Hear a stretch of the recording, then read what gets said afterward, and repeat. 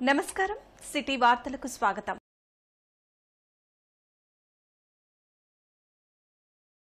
భద్రాద్రి కొత్తగూడెం జిల్లా కొత్తగూడెం ఏఐటీయూసీ కార్యాలయంలో Singareni collieries workers union AITUC రాష్ట్ర ప్రధాన కార్యదర్శి వాసిరెడ్డి సీతారామయ్య విలేకరుల సమావేశం నిర్వహించారు।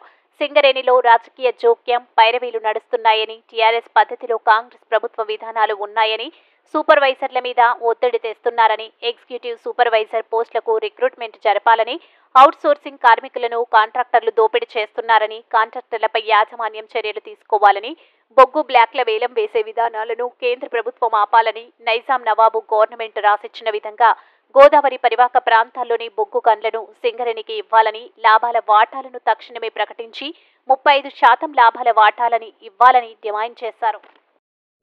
పక్కన పెట్టి రాజకీయ జోక్యాన్ని పెంచుతా ఉంది।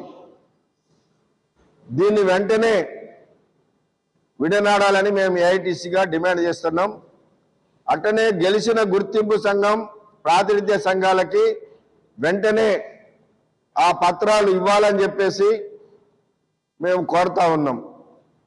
అట్లాగే ఇవాళ ట్రాన్స్ఫర్లు, ప్రమోషన్లు, డిప్యుటేషన్లు గతంలో రాజకీయ జోక్యం ఉన్నదనే కార్మికులు వ్యతిరేకించారు। మళ్ళీ దాన్నే ఇవాళ సింగరేణి యాజమాన్యం కొనసాగిస్తూ ఉన్నది। చూడబోతే ఎట్టున్నదంటే గత ప్రభుత్వమే బెటర్ అనే పరిస్థితి తీసుకొస్తా ఉన్నారు ఇప్పుడున్నటువంటి పరిస్థితి। కాబట్టి ఈ రాజకీయ జోక్యాన్ని అరికట్టాలని, కొత్త బ్లాకులు టెండర్ లేకుండా సింగరేణికే కేటాయించాలని సిపిఐ పార్టీ ఏఐటీసీ ఆధ్వర్యంలో ఈ నెల 5వ తేదీ నాడు కలెక్టర్ ఆఫీసు ముట్టడి చేశాం। 6వ తేదీ నుండి హెడ్ ఆఫీసులు, జిఎం ఆఫీసుల ముందు నిరాదీక్ష చేశాం। అయినా కేంద్ర ప్రభుత్వం మరి ఇంతవరకు తన వైఖరిని మార్చుకోలేదు। వెంటనే మార్చుకొని సింగరేణికి కేటాయించాలని చెప్పేసి మేము డిమాండ్ చేస్తూ ఉన్నాం।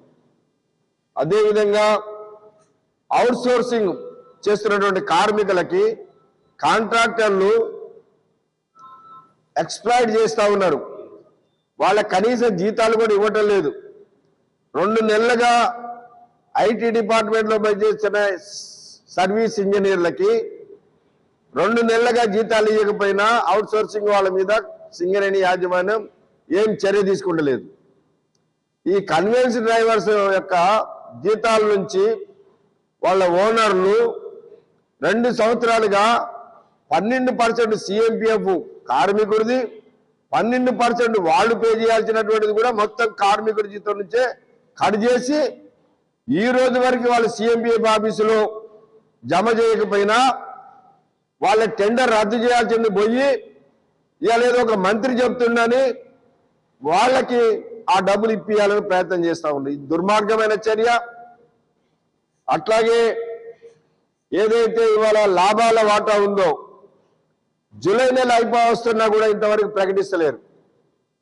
వెంటనే లాభాల ఎంత వచ్చిందో ప్రకటిస్తే మేము ముఖ్యమంత్రితో మాట్లాడతాం, 35% ఇవ్వాలని అడుగుతాం, వెంటనే కార్మికులకు వచ్చే విధంగా చేస్తాం। కాబట్టి సింగరేణి యాజమాన్యం వెంటనే లాభాల ఎంత వచ్చిందో ప్రకటించాలని మేము డిమాండ్ చేస్తా ఉన్నాం। ఈ వార్తలు ఇంతటితో సమాప్తం। నమస్కారం।